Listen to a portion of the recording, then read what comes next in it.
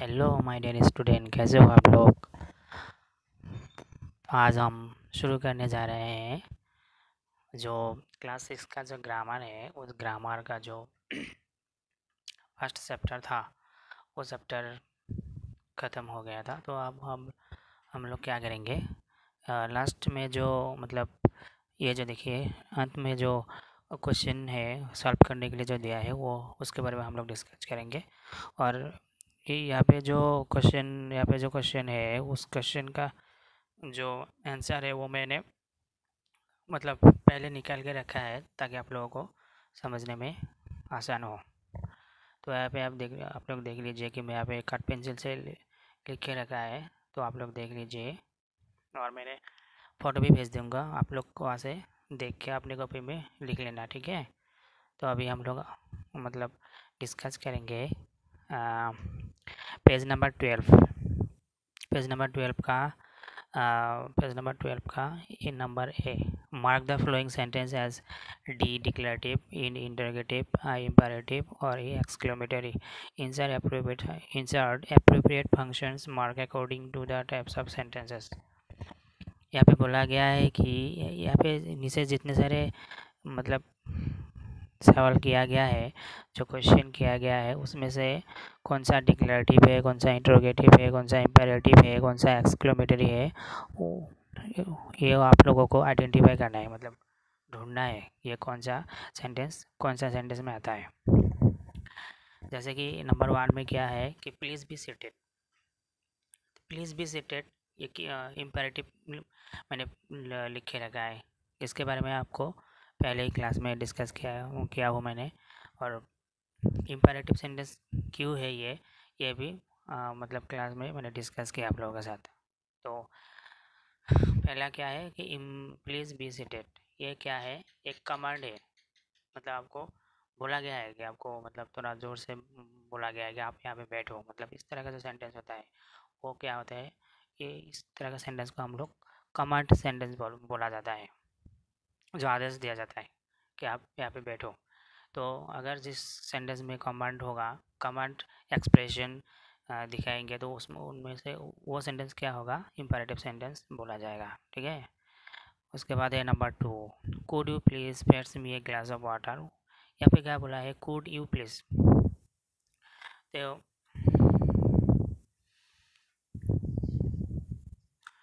ये जो है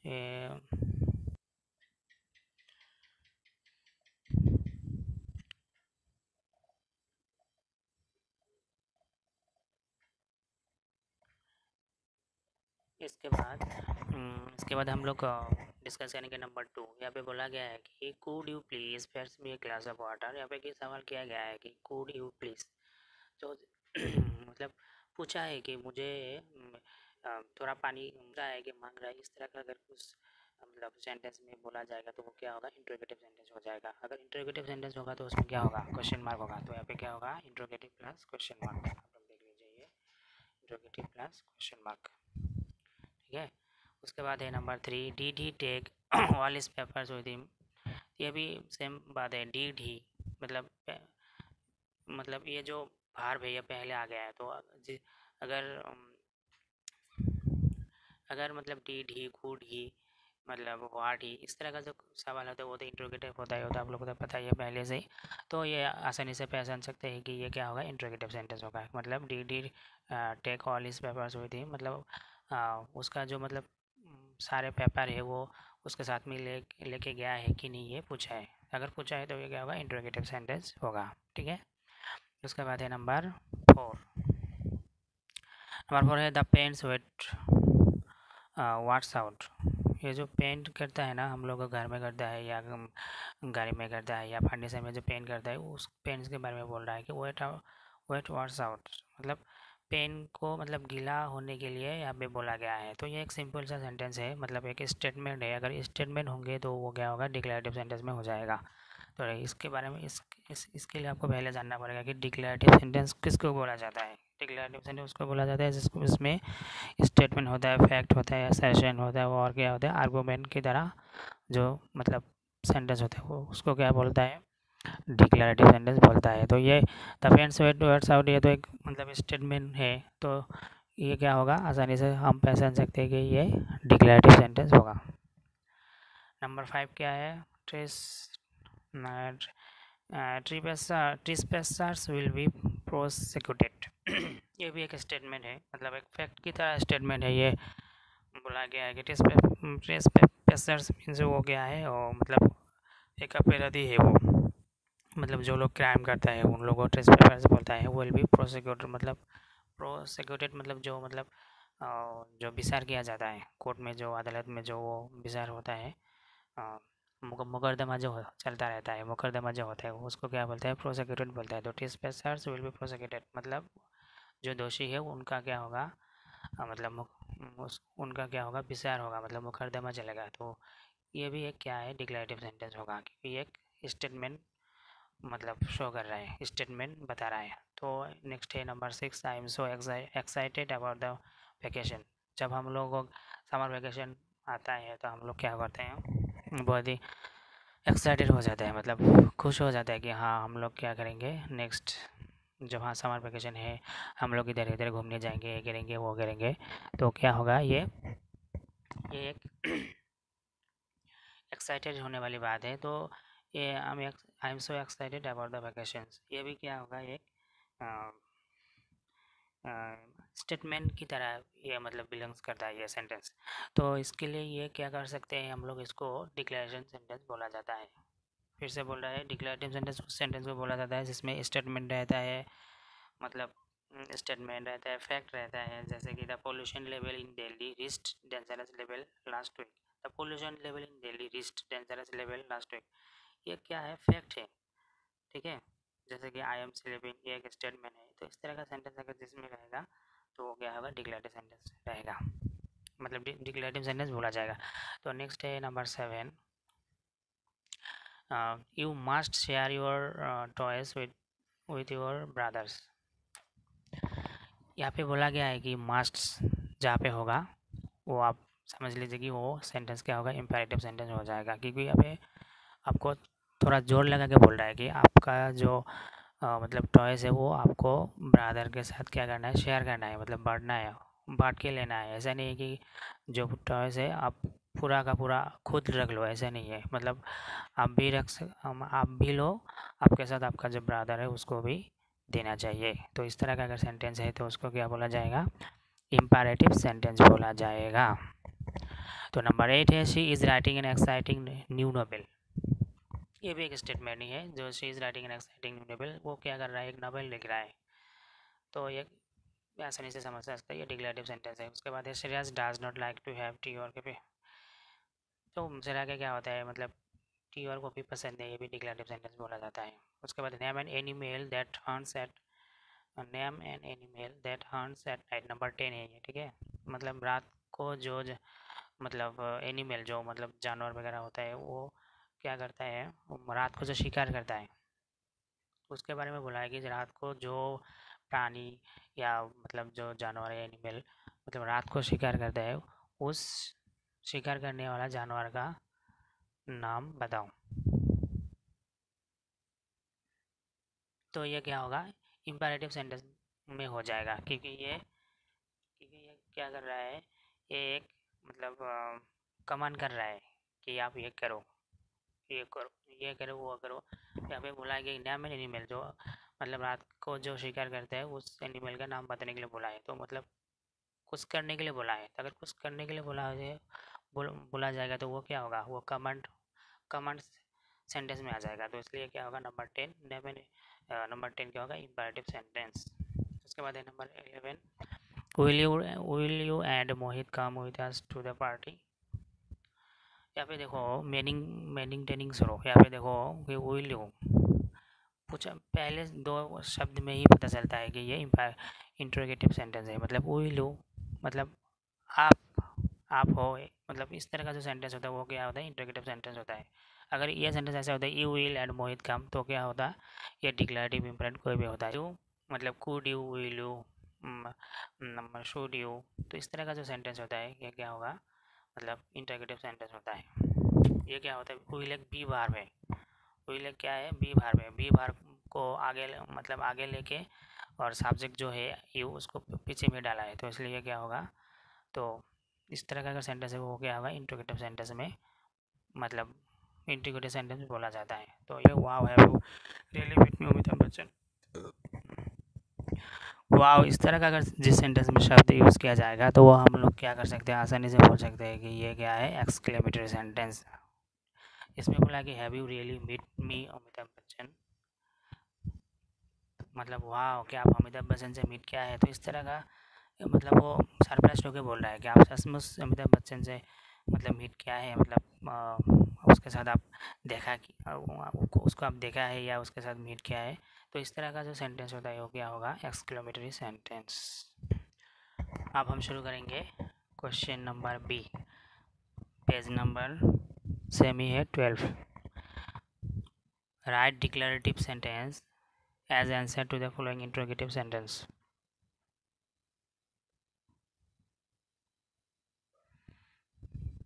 यहाँ पे बोला गया है कि नंबर 1 जो where has Suleman come from, इसका इस सेंटेंस से ये पता चलता है सुलेमान मतलब कहीं पे रहता है, तो उसके बारे में किसी ने पूछा है कि where has Suleman come from, Suleman जो आ रहा है वो कहाँ से आ रहा है, तो ये तो इंट्रोगेटिव सेंटेंस है। मतलब यहाँ पे जो बोला गया है कि राइट बी नंबर में write declarative sentence answer to the following interrogative sentence, मतलब ये मतलब इंट्रोगेटिव दिया हुआ है, इससे हम लोग को डिक्लेरेटिव सेंटेंस में कन्वर्ट करना है। तो ठीक है, तो डिक्लेरेटिव मतलब इंट्रोगेटिव है, उससे डिक्लेरेटिव करना है हम लोगों को। तो ये जो डिक्लेरेटिव है वेयर सुलेमान कम फ्रॉम, इसका डिक्लेरेटिव क्या होगा, Suleman lives in other country. मतलब डिक्लेरेटिव हम लोग मतलब एक ही सेंटेंस को घुमा के रखे, मतलब अलग अलग तरीके से हम लोग लिख सकते हैं, लेकिन उनमें से एक तरीका ये है, मतलब Suleman lives in other country मैंने इस तरह से लिखा है, ठीक है। तो नंबर 1 गया, उसके बाद है number 2, what happened to the animals in at the Kaziranga national park during the floods. हम लोग यहाँ पे जो जब बाढ़ आता है ना, तो यहाँ पे जब बाढ़ आता है तब क्या होता है, जो एनिमल वगैरह जो होता है ना वो बहुत ही तकलीफ में रहता है। तो उस सबसे बोला गया है कि जब काजीरंगा वो नेशनल पार्क में जब बाढ़ आता है तब वो जो एनिमल जो रहता है वो क्या करता है, क्या होता है उन लोगों के साथ तब, मतलब मतलब जब बाढ़ आता है उन लोग तब क्या करता है, तो उसके बारे में पूछा है किसी ने। तो हम लोग ये डिक्लेरेटिव सेंटेंस में ऐसे लिख सकते हैं कि during the flood the animals are faced many problems in Kaziranga national park, क्योंकि जब फ्लड होता है तो ऑब्वियसली वो क्या करता है, मतलब ये मामूली सी बात है कि वो जो एनिमल वगैरह जो होता है ना वो क्या करता है, बहुत सी मतलब तरह तरह का प्रॉब्लम उन लोग क्या करता है, फेस करता है, क्योंकि मतलब पूरा डूब जाता है बाढ़ से, तो उन लोगों को बहुत बहुत ही तकलीफ होता है। तो हम लोग ऐसे लिख सकते हैं नंबर 2। उसके बाद है नंबर 3, हैव यू डिसाइडेड हुई हाउस टू बाई इन गोवा। यहाँ पे बोला है कि हैव यू डिसाइडेड, मतलब आपने डिसाइड किया कि हुई हाउस टू बाई इन गोवा, मतलब कौन सा हाउस आप मतलब खरीदना चाहता है इन गोवा, मतलब गोवा में। तो ये भी मतलब इंट्रोगेटिव सेंटेंस है, इस सेंटेंस को डिक्लेरेटिव में हम इस तरह से लिख सकते हैं, जैसे कि he decide to buy a house in Goa, ठीक है। उसके बाद है number 4, can't you stay for some more time, मतलब आप जो मतलब can't you stay for some more time, आप यहाँ पे थोड़ा और देर नहीं रुक सकते, मतलब ये ऐसे पूछ रहा है, मतलब किसी ने किसी को ऐसे पूछ रहा है, तो ये इंट्रोगेटिव सेंटेंस है, तो इससे इसको हम आसानी से क्या लिख सकते हैं, you can stay little time, मतलब डिक्लेरेटिव में हम इस तरह से लिख सकते हैं। उसके बाद है number 5, what do you suggest I should do now, what do you suggest I should do now, मतलब बोला है कि आपने मुझे क्या सजेस्ट करेंगे जो मुझे करना चाहिए, आई शुड डू नाउ। तो ये मतलब ये जो इंट्रोगेटिव सेंटेंस है, इस इंट्रोगेटिव सेंटेंस को हम क्या कर सकते हैं, नॉर्मली बोल सकते हैं आई शुड डू नाउ, ये सिंपली हम लिख सकते हैं, मतलब और दूसरे तरीके से भी हम लिख सकते हैं, लेकिन सिंपली मैंने बोल दिया कि आई शुड डू नाउ, ऐसे लिखा है, ठीक है। उसके बाद है नंबर 6, नंबर 6 है what colour is your new car, मतलब यहाँ पे बोला गया है कि मतलब आपका जो मतलब आपने जो न्यू कार लिया है उस न्यू कार का रंग रंग जो है मतलब कलर जो है वो कौन सा है, ठीक है। तो यहाँ पे बोला है रंग जो है वो कौन सा है, तो ये हम लोग इस सिंपल भाषा में मतलब सिंपली हम लिख सकते हैं कि he has a new car. किसी के पास अगर न्यू कार होगा तो ही तो उस कार का कोई रंग रंग होगा ना, कोई कलर होगा, तो हम सिंपली ऐसे लिख सकते हैं। तो नेक्स्ट है number 7।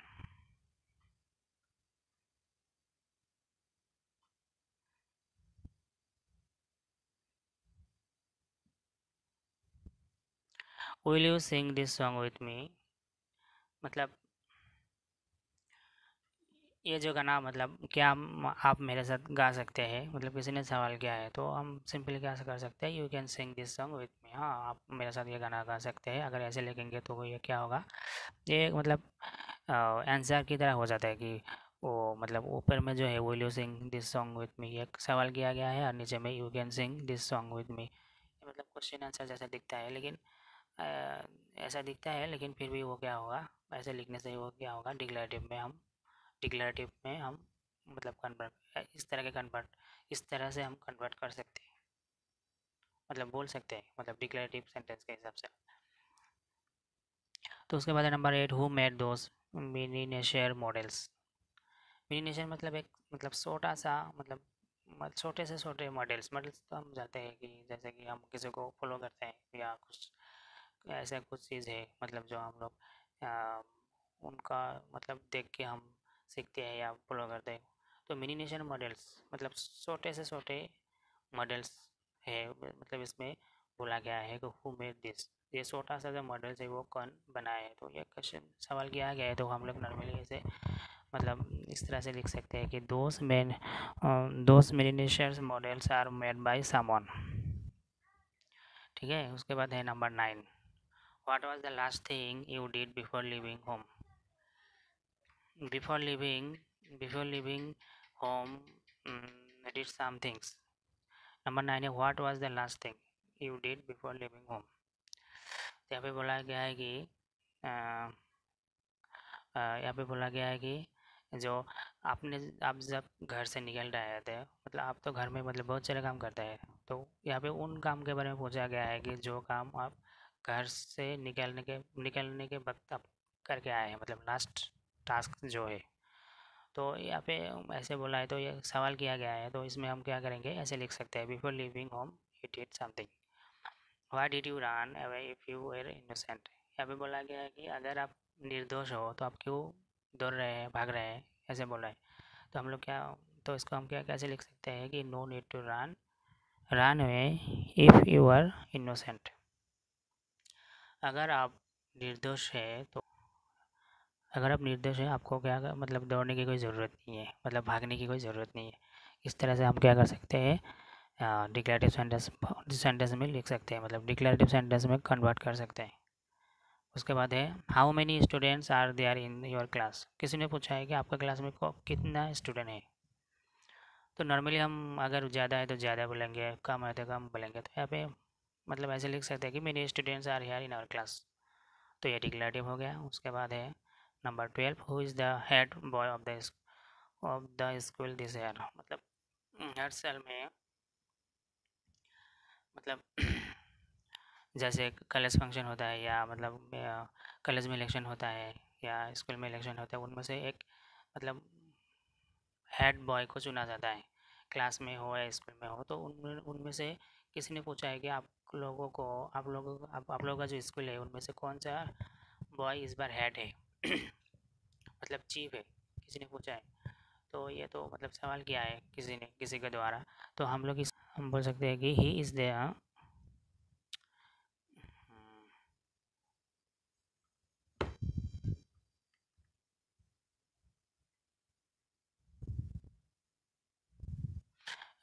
The head boy of the school this year. मतलब किसी को मेंशन करके बोला गया है कि अ, आप लोगों को किसी ने किसी को सवाल किया है कि आप लोगों के स्कूल में कौन सा लड़का चीफ है इस बार। तो पहले बोल सकते हैं कि he is the head boy of the school this year, मतलब इस साल का ये लड़का क्या है, चीफ बॉय है हम लोगों का।